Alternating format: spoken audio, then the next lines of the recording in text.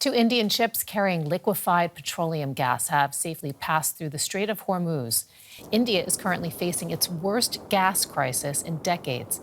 It imports nearly 60% of its LPG consumption, and about 90% of those imports pass through the Strait of Hormuz.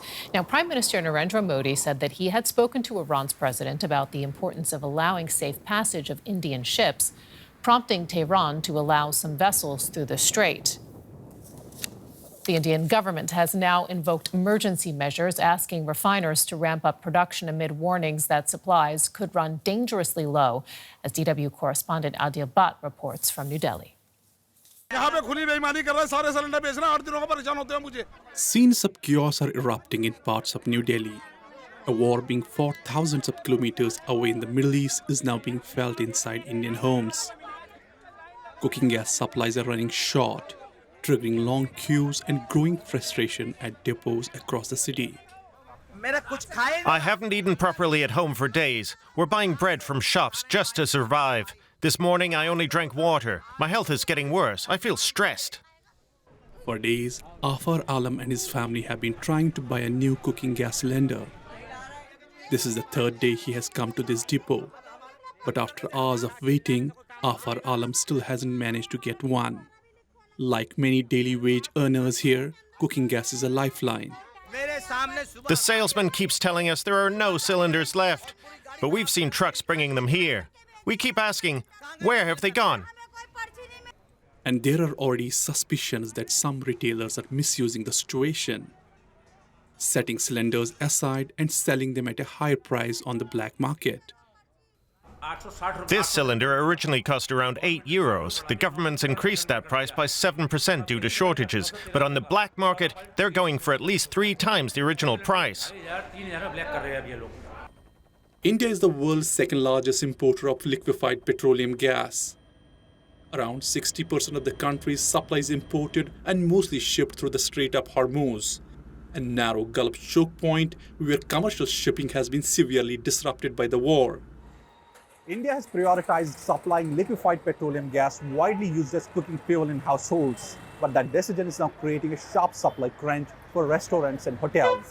The government says that aim is to shield ordinary people from the impact of the war in the Middle East. This small restaurant in the heart of Delhi is down to its last cylinder of cooking gas. Owner Aslam Qureshi says they have not received new supplies for days, and they have no idea when the next delivery will arrive. With the market the way it is, most of the restaurants have shut down. Some of them have shifted to burning wood to cook food.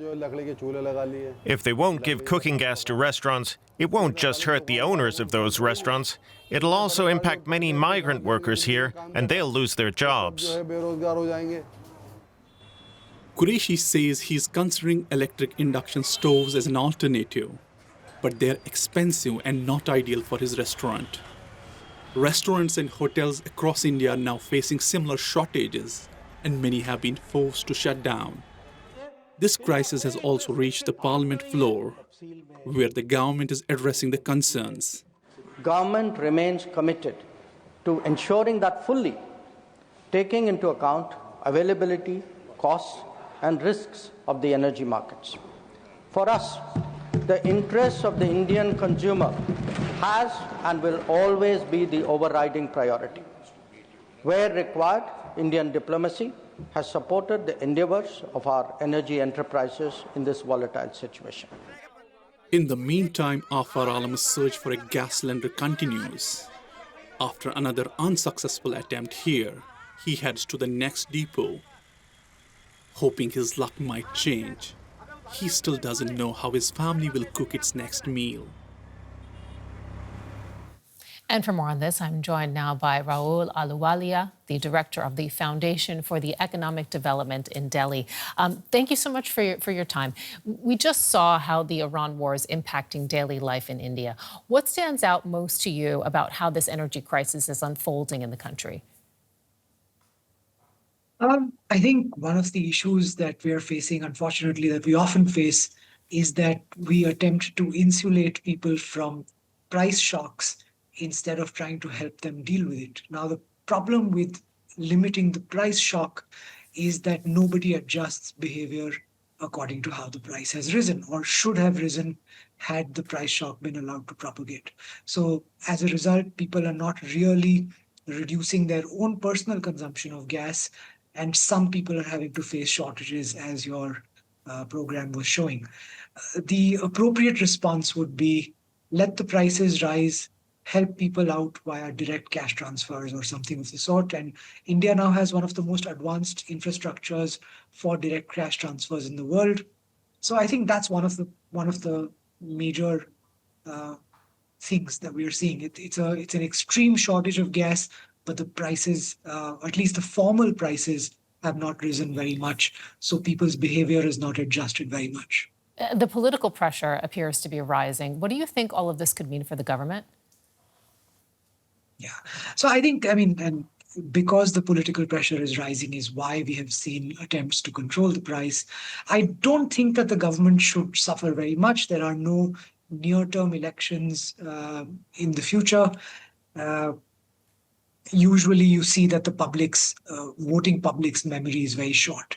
I would expect that this crisis will get over in some time, and the short-run crisis will hopefully not extend into a medium or long-term run crisis, and we should ideally not see a effect on the government.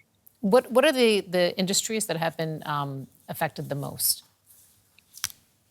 Well, as your own program was showing earlier, restaurants and hotels are having to ration, they're having to stay open for fewer hours. So as far as consumer-facing industries go, that's one of the most affected. There are other industries like fertilizers, where again, price effects don't actually show up because fertilizers are also heavily subsidized by the government. But again, we expect shortages, etc., to play in there. Interestingly, bathroom and floor tiles, which require gas to be used in their manufacture, are said to be running out of stocks. So people should pause any construction work going on in their house. That's what is advised.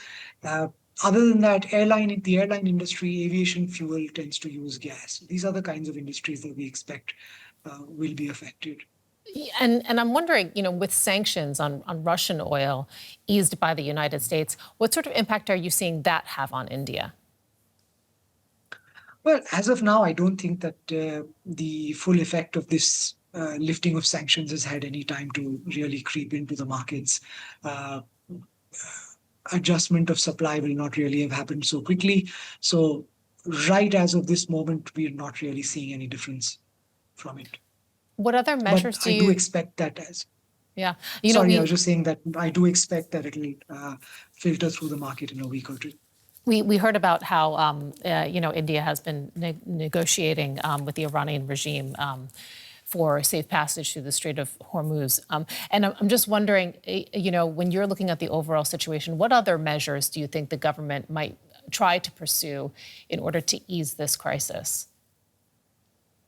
I mean, I already did start off by saying that we should let the price system work, so let the price system work. People will adjust their behavior.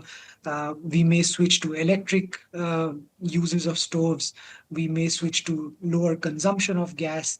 But other than that, I think there are alternative energy sources that can be encouraged. We could try subsidizing electric stoves. We could try providing for all of these alternate energy sources a way to consume more of them as opposed to gas. And I think that would be one way that the government could step in. Thank you so much, Rahul Ahluwalia, Director of the Foundation for Economic Development in Delhi. We appreciate it.